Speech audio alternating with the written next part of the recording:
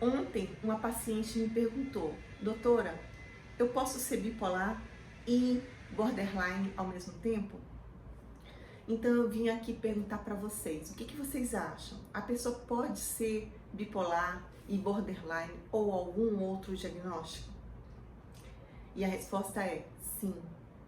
Existem as comorbidades, ou seja, os diagnósticos que vêm associados a um diagnóstico principal. E a pessoa sim pode ser bipolar e borderline. Aliás, acontece bastante essa associação. O que seria o borderline? O borderline seria a pessoa que tem um vazio interior muito grande e uma necessidade de agradar as outras pessoas, uma insuficiência em dizer não, porque tem medo de perder o amor das outras pessoas. Então, é alguém dependente emocional, sempre é dependente emocional. Ela sempre tem o medo de perder a outra pessoa e, ao mesmo tempo, é alguém hipersensível às frustrações, que se irrita com facilidade e que diz um eu te odeio bem forte, com muita facilidade também.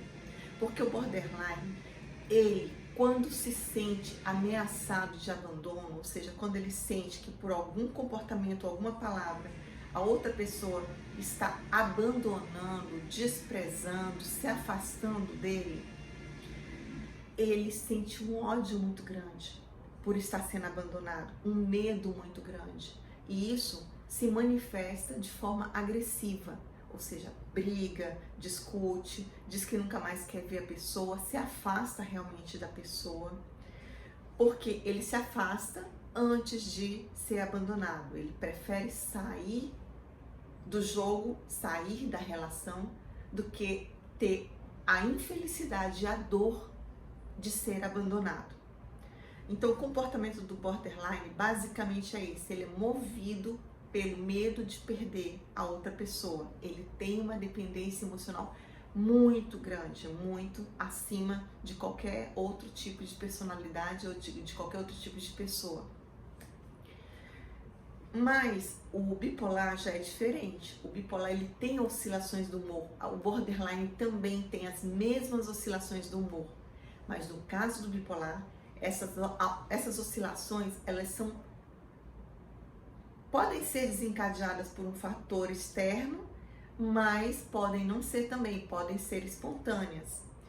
E o bipolar, que é somente bipolar, ele não tem tanto medo de perder as pessoas, ele não sofre tanto quando perde alguém, ele não tem esse problema em não conseguir dizer não. Ele consegue ter mais, digamos que, equilíbrio emocional, principalmente quando ele está na fase de otimia, o que não existe para o borderline. O borderline não tem fase de sobriedade, de normalidade. Ele só tem oscilações, sempre.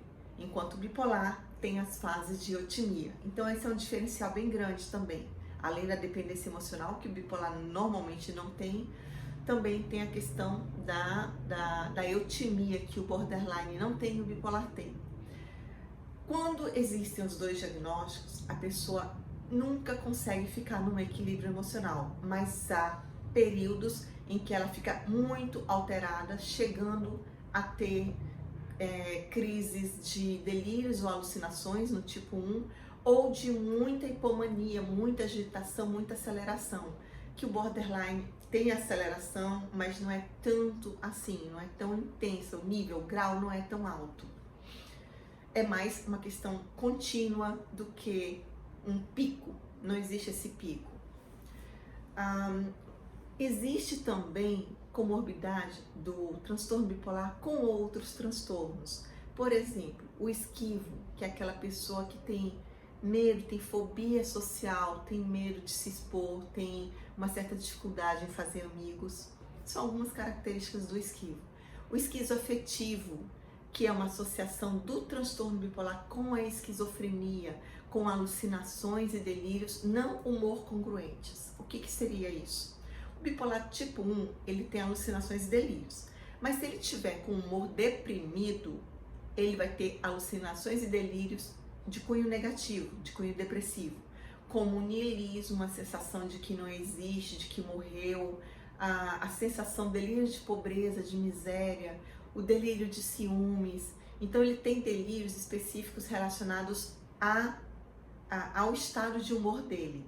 Quando ele está hipertímico, eufórico, maníaco, principalmente na fase de mania, ele vai ter delírios do tipo megalomania, se achar o máximo, se sentir a pessoa mais inteligente, mais linda, mais importante do mundo, ou delírios religiosos, de cunho espiritual, como se ele fala com Deus, ele é Jesus Cristo, ele é Deus, ele fala em línguas, ele faz coisas que são ligadas à religião, à religiosidade.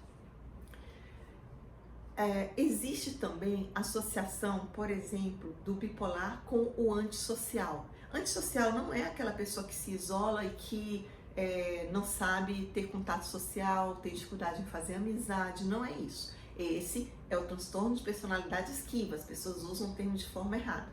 O antissocial é aquele que não tem empatia, não tem escrúpulo, é amoral, ou seja, para ele não existe moral, ele está acima de tudo.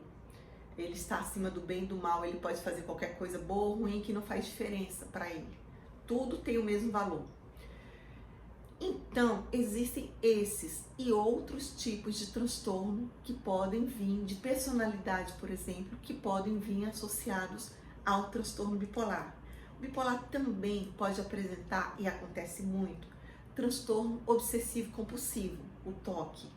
Então, toque de limpeza, de organização, toque de pensamentos de que se ele não fizer alguma coisa várias vezes, ou se ele não pensar em alguma coisa várias vezes, um mal vai acontecer a ele ou a alguém que ele ama, um incômodo muito grande, uma inquietação muito grande, pensamentos intrusivos, esses pensamentos que invadem a cabeça que a pessoa tenta controlar, tenta impedir, não consegue. Ou seja, toque. O bipolar pode ser também toque, pode ter também toque.